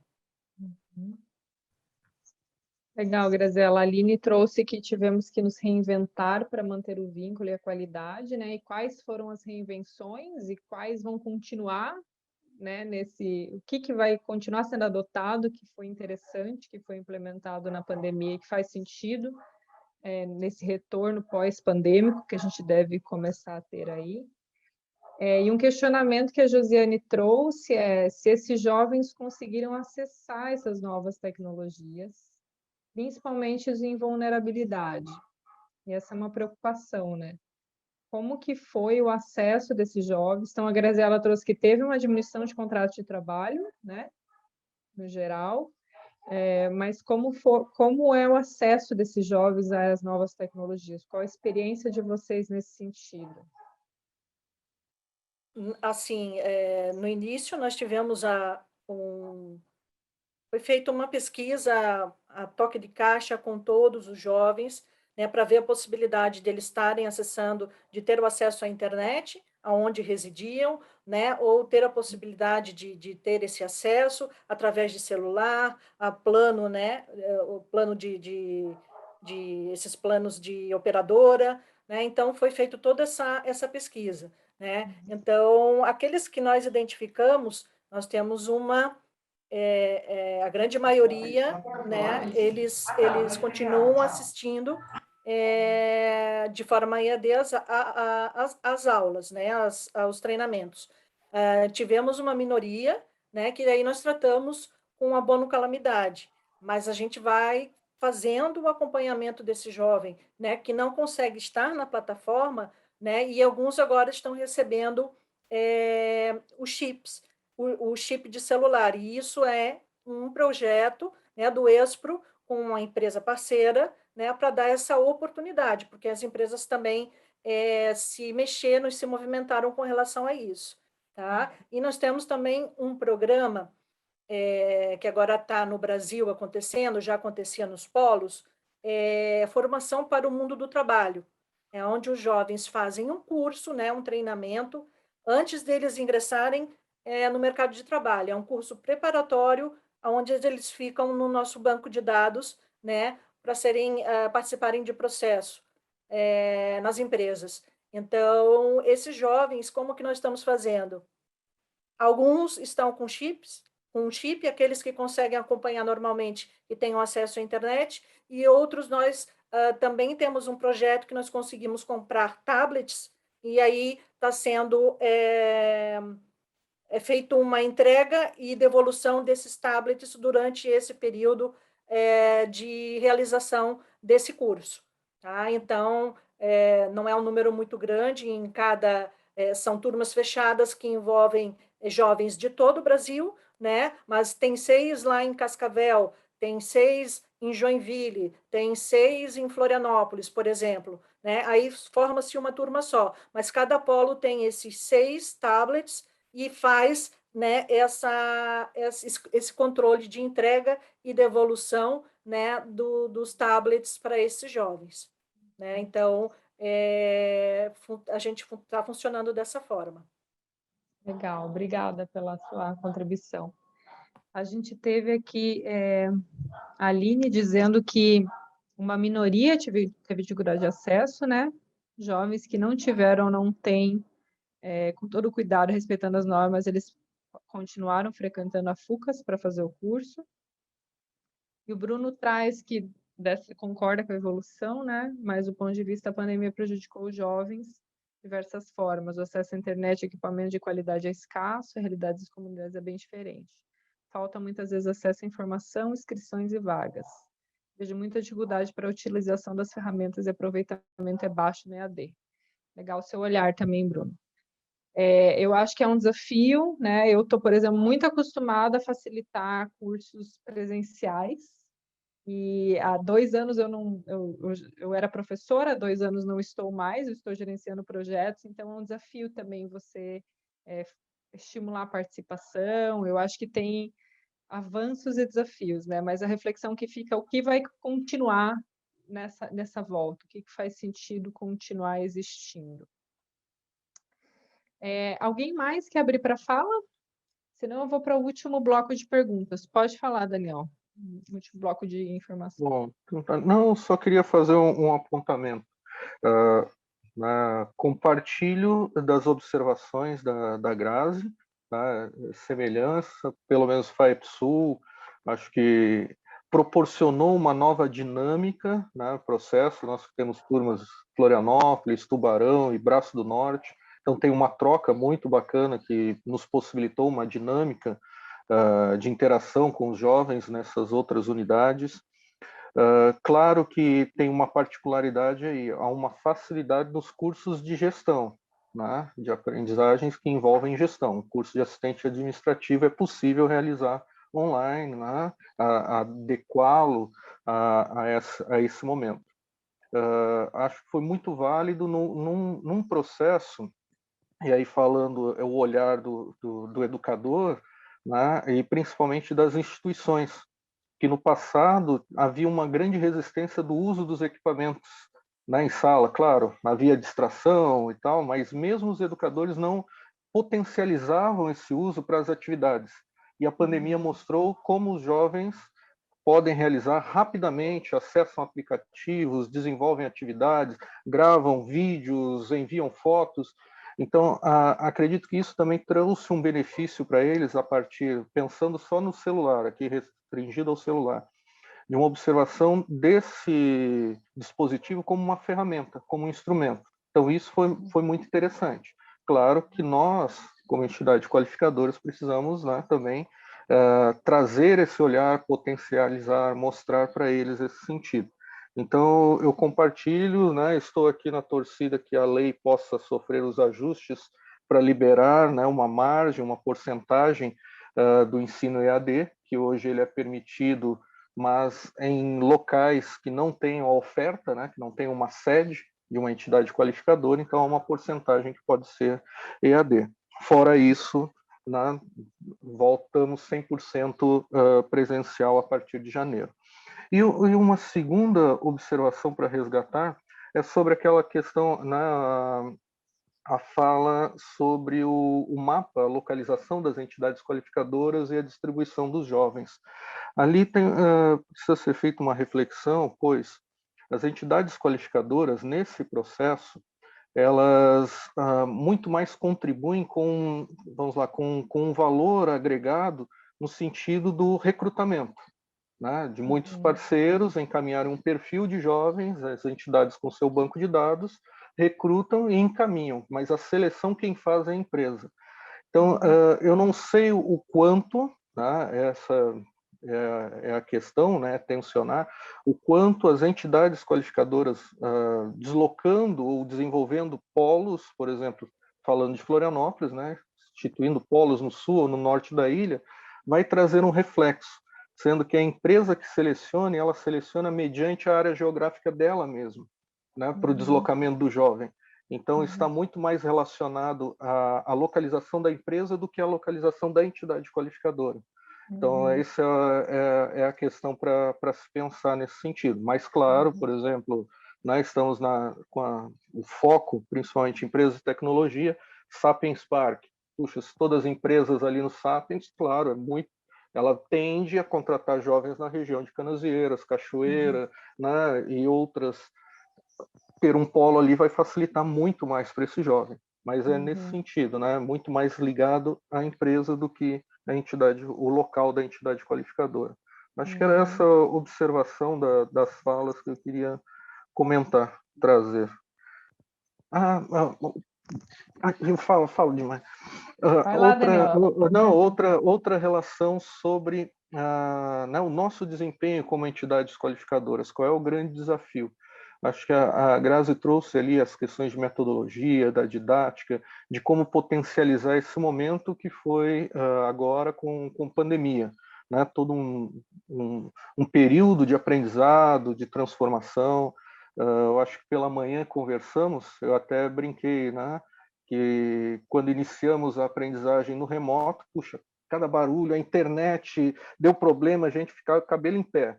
Hoje, né, a gente senta aqui, uma outra sociabilidade, se relaciona muito melhor com os equipamentos. Então, isso trouxe, sim, é uma transformação, uma evolução. Mas tem uma característica que eu gostaria de destacar, que passa pelo tipo de formação que é ofertada. E aí vai estar relacionado ainda com aquele bloco anterior. Quanto mais técnica for essa formação e quanto mais ela estiver equiparada ao ensino regular, a rejeição do jovem. E aí nós, como entidade qualificadora, precisamos mostrar que o trabalho, sim, por mais que haja uma estrutura, um educador, né, é uma sala de aula, ainda assim é um ambiente de trabalho, as relações são distintas, há uma hierarquia, sim, né, estrutura, mas a maneira de atuar com esse jovem, a maneira de como, de novo, formar esse itinerário, pensando que nós estamos em muitas das entidades, não atuam com modelo modular, não é enturmação, né? Não abrem uma turma fixa no início e vai com ela até o final do processo. Jovens estão entrando a todo momento, e são jovens do ensino fundamental, jovens no ensino médio, no início ou final do ensino médio, jovens no ensino superior, jovens em empresas com salário melhor, menor, né? As desigualdades justas que existem no mercado de trabalho. E as entidades precisam mediar esse processo. E não deixando ele semelhante ao ensino regular, já é um grande diferencial para o jovem. Aí ele consegue contextualizar. Aí a entidade qualificadora pode potencializar o desempenho dele até mesmo na escola, porque ele começa a encaixar as questões, ele começa a observar, opa, agora eu entendo qual é o contexto, por isso eu tenho que estudar, né, matemática, aquela questão, as regrinhas de português lá, eu estou agora aqui mandando e-mail, fazendo documentos. É inverter o processo. É que nós, educadores, às vezes, né, é mais fácil fazer o que já está pronto, que está dado, e aí o jovem vai, sim, rejeitar. Legal, Daniel, bons pontos. Acho que daria uma continuidade de reflexão bem boa em relação a essas questões, principalmente nessa trilha formativa, né? Para mim, por exemplo, é uma novidade saber que quanto mais próximo do ensino regular, possivelmente uma rejeição haja, né? Então, como que a gente faz para aumentar esse interesse, né? De deixar cursos dinâmicos, trilhas formativas boas e coerentes com o mercado de trabalho também, né? Muito bom. A Graziela disse que concorda plenamente com você também. Tá ali. Eu queria apresentar o último bloco de de dados que é voltado principalmente para um pouco do perfil das empresas que contratam. E olhando para Florianópolis, né, esse Sinais Vitais trouxe um recorte do setor da tecnologia, que a gente está olhando que tem uma expansão bastante grande, como a gente, como qualificadoras, como OSCs, consegue aproveitar essa expansão para promover maior inclusão social e mais jovens aprendizes nesse setor. Então, vamos lá. A gente tem aí alguns benefícios, né, e oportunidades para as organizações que contratam, empresas, organizações não governamentais, instituições públicas, incentivos fiscais, o impacto social, né, então essa responsabilidade social de estar contratando jovens aprendizes, a possibilidade de publicizar isso também, né, e estar alinhados com os ODS, que é um pacto global de mudança sistêmica e de transformação social. Então, a gente quer trazer um pouco esse olhar, toda vez que nós temos algumas apresentações com empresas agora a fazer, de conseguir estimular um pouquinho esse olhar da responsabilidade social, desse cuidado coletivo, né, que as crianças e jovens precisam ter, então todos somos responsáveis. E olhando para as organizações de Florianópolis que contratam, a gente consegue ver 90% delas, né, possuem de 20 até 999 trabalhadores. Então, são instituições, na verdade, médias a grandes. A gente tem organizações pequenas que também não seriam obrigadas por lei a contratar, mas que têm também uma porcentagem de jovens aprendizes. E a grande maioria aí, a gente vê, né, 34% são empresas e organizações que têm entre 250 e 499 colaboradores. Temos uma porcentagem também daquelas que têm mais de 1.000 colaboradores, né, multinacionais, empresas de grande porte, então que representam 4,3% das que contratam jovens aprendizes aqui na capital. E um dado que nos chama a atenção, e também eu gostaria de refletir com vocês, é essa questão do déficit de contratação. Então, a gente viu que em 2018 tinham 2.265 jovens aprendizes contratados. Se a gente aplicasse a cota mínima estabelecida por lei de 5% para aquelas empresas que são obrigadas a contratar, a gente precisaria ter 5.200 jovens contratados. Então, tem aproximadamente 3.000 jovens que poderiam estar inseridos no mercado de trabalho em 2018 que não estavam, porque as empresas não estavam cumprindo a cota mínima. E se a gente considerar essa cota máxima de 15%, a gente tem um potencial de contratação de 15.600, mais de 15.600 jovens aprendizes aqui na capital. Então, a gente imagina se essas cotas forem estabelecidas, é claro que a gente tem toda uma questão da identificação do jovem, das empresas estarem preparadas, né? Que senão acaba sendo encerrado o contrato, como a gente viu antes de um ano, mas a oportunidade que a gente tem de promover a inclusão de jovens que talvez estão indo para outros caminhos, né? Porque precisam gerar renda, eles não têm. Então, esse é um dado que a gente gostaria de trazer para que a gente conseguisse refletir quais são os caminhos de aumentar essa contratação. Pode passar, Esther. Agora, olhando especificamente para o setor de tecnologia, eles tinham contratado 87 jovens aprendizes em 2018. Mas também, considerando a cota mínima, eles deveriam estar contratando 170, né?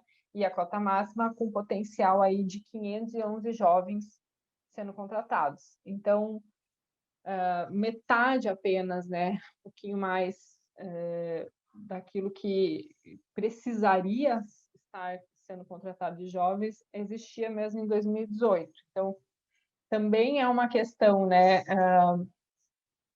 Não só por parte das empresas, mas o quanto a gente precisa estimular as empresas a olharem para isso, e como tem uma missão de fazer algo nesse sentido, mas o quanto também vocês como qualificadoras, estão preparando jovens para essas oportunidades que estão surgindo, por essas novas oportunidades, né? Então, o André Viana trouxe uma reflexão de o quanto às vezes a gente prepara para formações mais básicas e não prepara para assumir cargos de jovens aprendizes em formações mais desafiadoras, mas que a gente precisa ir olhando para isso, para esses setores que estão em ascensão e que os jovens podem ter uma oportunidade até de se inserirem nessa carreira e de ter uma carreira promissora, com bons salários, né? Como a gente consegue ver aqui, no setor de tecnologia da capital. Então, a Renata trouxe, né? Fiquei com uma questão, alguma qualificadora pode compartilhar. Como se dá a relação da qualificadora com a empresa? Tem momentos de conexão com equipe, funcionário, jovem aprendiz? Legal, Rê. Isso é uma boa questão. Como que são os momentos? Existe algum momento de conexão, de diálogo, né? Eu já vou abrir para fala. Só finalizar aqui. E aí, a gente fez uma oficina com as empresas de tecnologia da capital, com algumas. E o que elas comentaram é que existe uma falta gigantesca de mão de obra nesse setor, né?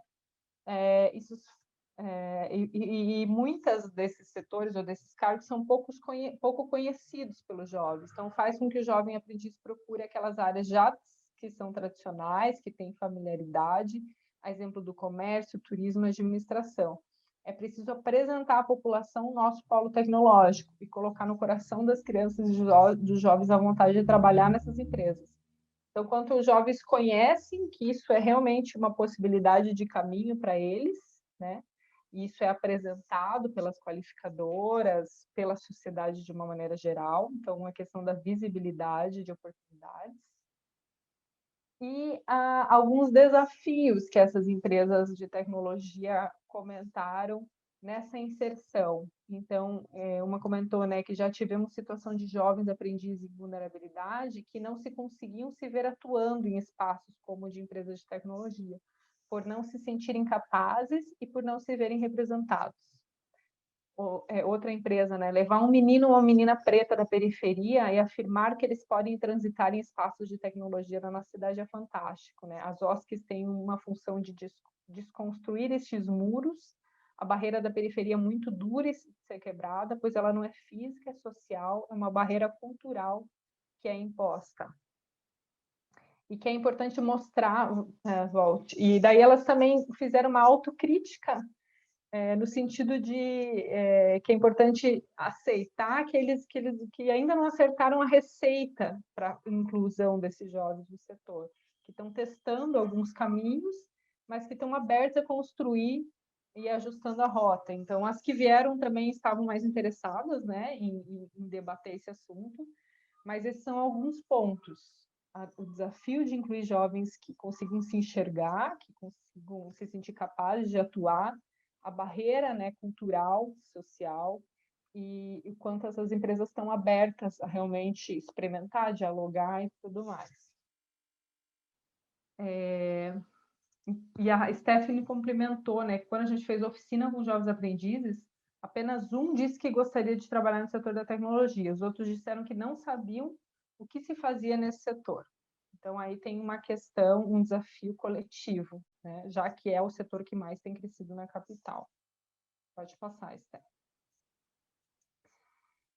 Então, antes de responder essa pergunta só, pode tirar os slides, eu queria abrir só para alguma reflexão que ficou desse bloco em relação à tecnologia e abrir também para o questionamento da Renata, né?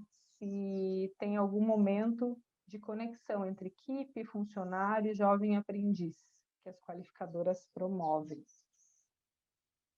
O que vocês acharam desses dados de potencial de contratação, cota mínima, cota máxima e o potencial do setor de tecnologia propriamente dito?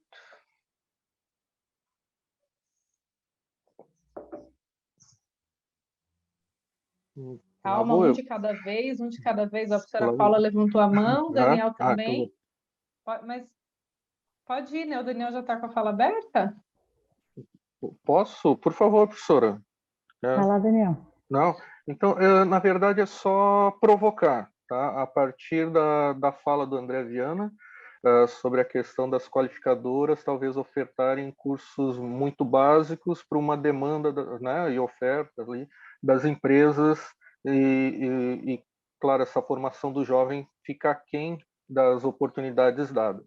Então, provocando nesse sentido, ofertar um curso com uma maior especialização não seria tornar esse jovem ainda uma mão de obra ainda mais barata, sendo que né, no cenário da área de tecnologia e projetando a remuneração desse jovem, tá? Mais para tensionar as empresas pelo discurso que é projetado também. No mesmo sentido, porque nossos jovens com 18, 19 anos, universitários, que estudam nos diversos cursos na área de tecnologia, não se interessam pela aprendizagem. É essa relação. Como atrair, então, esses que estão ali em formação, que, né, estão se preparando para essa área, eles não têm interesse na aprendizagem, eles vão buscar o estágio ou a colocação com uma jornada estendida, de 8 horas, no caso, que é muito, né, o salário, a remuneração vai ser muito maior. Então, nós chegamos aí, né, nesse tensionamento dos dois lados. Precisa haver uma mediação para que haja avanço. Né? Os números mostram, então é só muito mais para provocar, eu deixo os colegas comentarem a respeito. Obrigada, Daniel. Senhora Paula, fique à vontade. Eu acho... Bom, boa tarde, né, que não tinha falado ainda no microfone, só falei no chat.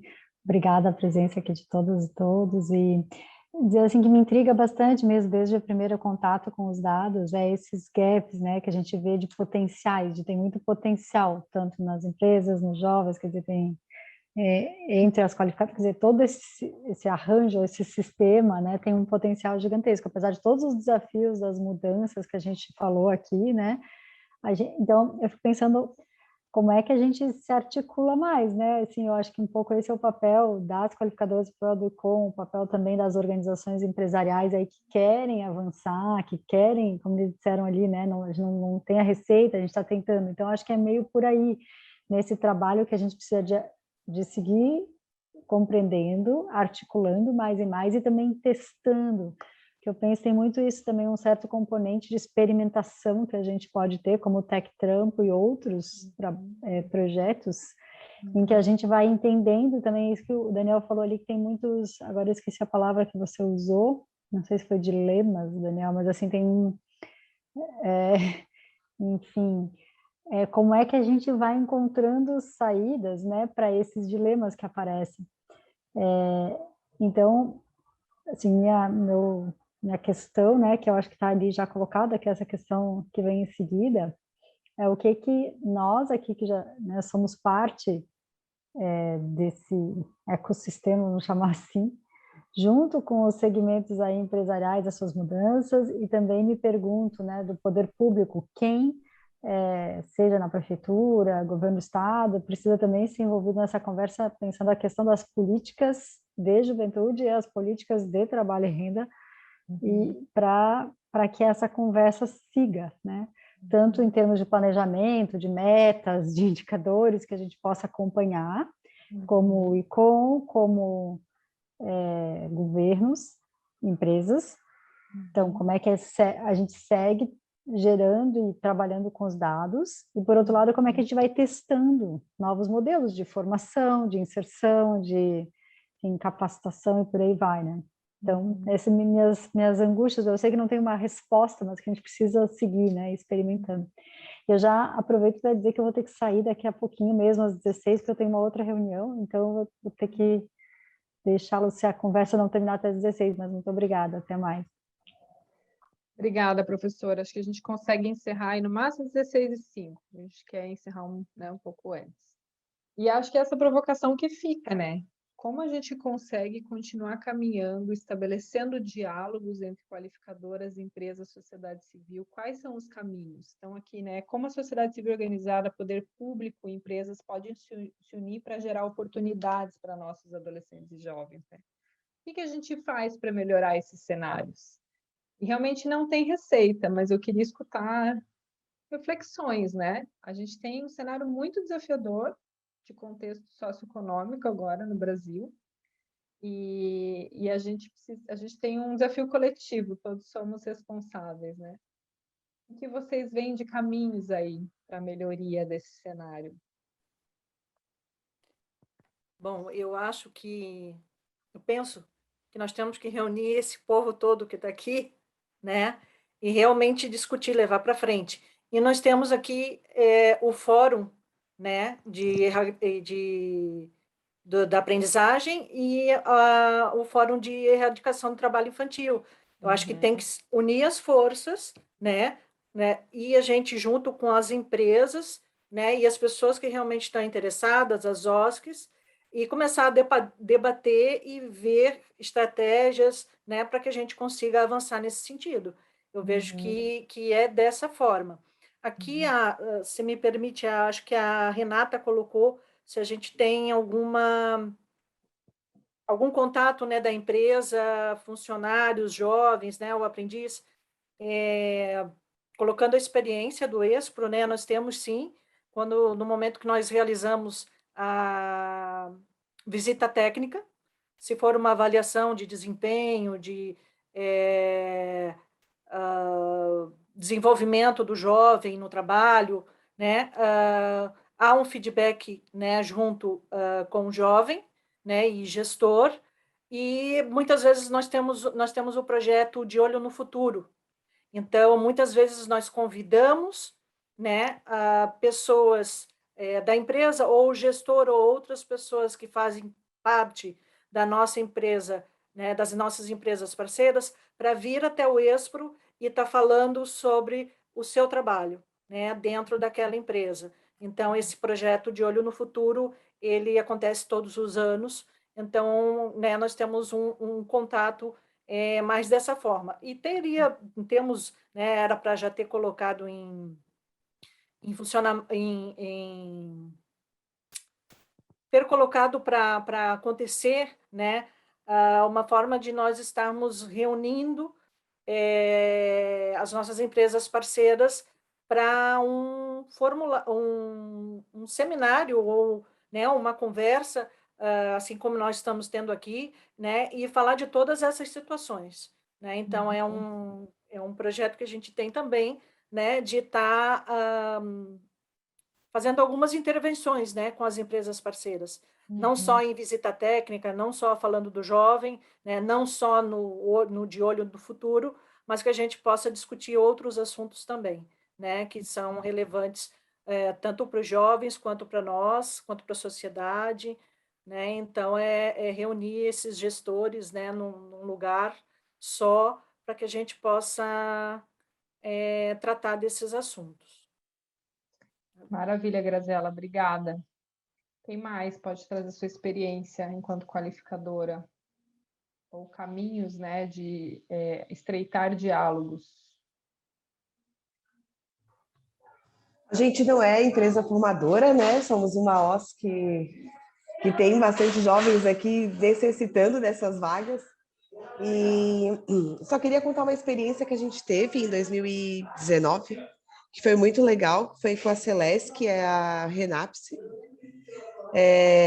A gente tinha 4 jovens ali com eles, e foi muito legal porque eles fazem ali reunião mensal, né? Então, um supervisor daquele jovem, o jovem, e a gente também foi convidado para participar, né? Então, a nossa assistente social e a psicóloga iam todo mês lá para conversar sobre esses jovens. Então, muitas coisas a gente conseguiu alinhar, porque a gente tinha essa relação com as famílias e com jovens, né? No caso, assim, de faltas ou coisas desse tipo, então a gente conseguia chamar, conversar, mostrar a importância, como que era diferente agora estar trabalhando, que não é mais uma casa São José, né? É um outro cenário. E aí a gente conseguiu, assim, que eles concluíssem esses 2 anos e também amadurecessem nesse caminho.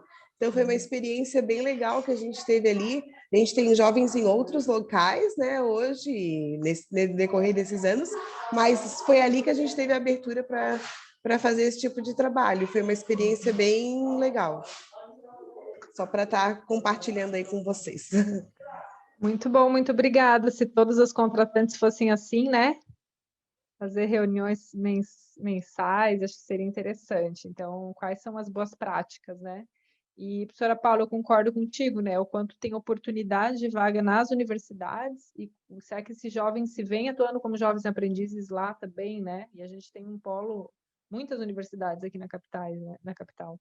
Então, acho que é uma boa reflexão. Tem mais, gente? Tem boas experiências ou caminhos? Quem tem a receita? Quem tem a receita, fale. Lá vou eu de novo, tá? Compartilho, tem uma afinidade aqui muito com o trabalho desenvolvido pela Grazi, então na ESP, tá? São práticas que também desenvolvemos e queria acrescentar, ou melhor, relatar a experiência que também realizamos com as empresas parceiras, uma videochamada, um seminário, esclarecendo dúvidas, principalmente durante a pandemia, né, apresentar como seria o modelo, qual era a expectativa, o quanto que elas poderiam contribuir naqueles jovens que não tinham acesso, né, foram poucas exceções de jovens com dificuldades com acesso à internet ou próprio equipamento para participar das aulas.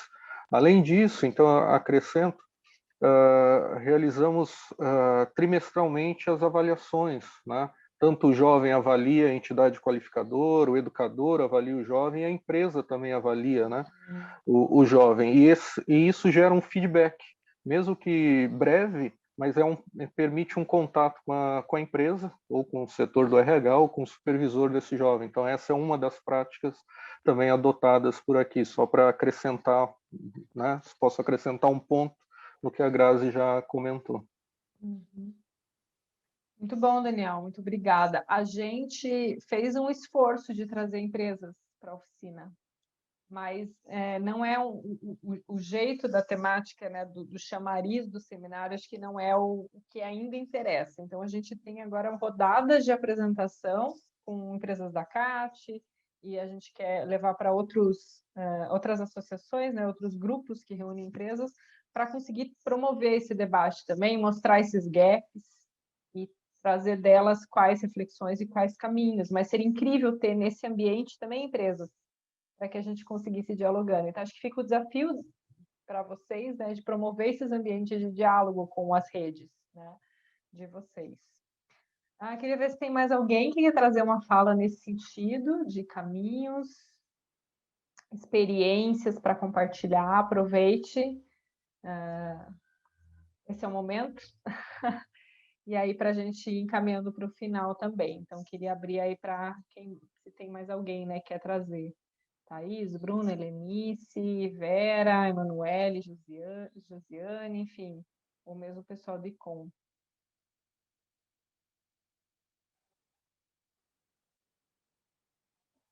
Não? Então tá, eu quero pedir, então, Vicky, para você colocar o link do formulário de avaliação aqui, por gentileza. Eu queria aproveitar para agradecer os parceiros dos Sinais Vitais, pedir para que vocês olhem o material, olhem esses dados e também criem projetos, enfim, venham conversar com a gente sobre os dados para a gente debater, a gente conseguir caminhando no sentido de melhorar esse cenário da inclusão dos adolescentes e jovens. Olha o que o Daniel trouxe. Estudos mostram que 60% das empresas que se enquadram na cota de aprendizagem nunca contrataram um único jovem aprendiz. A gente tem um desafio bem grande. E olha que a lei da aprendizagem já existe há mais de 20 anos, né? Enfim, então, enquanto eu faço os agradecimentos, eu peço para que vocês, ali é o Jamboard, Vicky, para compartilhar a avaliação. Então, a gente fez um link de avaliação simples, é uma avaliação de 2 minutos, assim, se vocês puderem preencher, a gente agradece, para a gente melhorando sempre as próximas. E quem financiou os Sinais Vitais nesse estudo, a gente queria agradecer ao Ministério Público do Trabalho, via TAC, que a gente teve recursos da TAC, a Prefeitura de Florianópolis, via FIA, a gente teve apoio da CAT, da IDES, organizando a oficina dos jovens, da CAT organizando a oficina do setor de tecnologia e da NSC também disponibilizando imagens, e os apoiadores institucionais do ICOM, né, que são os que já apoiam a gente há um tempo. Então, esse trabalho envolveu muitas mãos. Espero que a gente tenha conseguido trazer um pouco dos dados. a intenção era realmente apresentar os dados e o debate acontecer entre os presentes, então acredito que a gente conseguiu trazer algumas questões, e a gente fica à disposição para tirar dúvidas, convida vocês a entrarem no site, baixarem, compartilharem o material, tá bom? Agradeço toda a equipe de Com. Daniel, muito obrigada por estar aqui, trazer o contexto inicial, foi bem importante.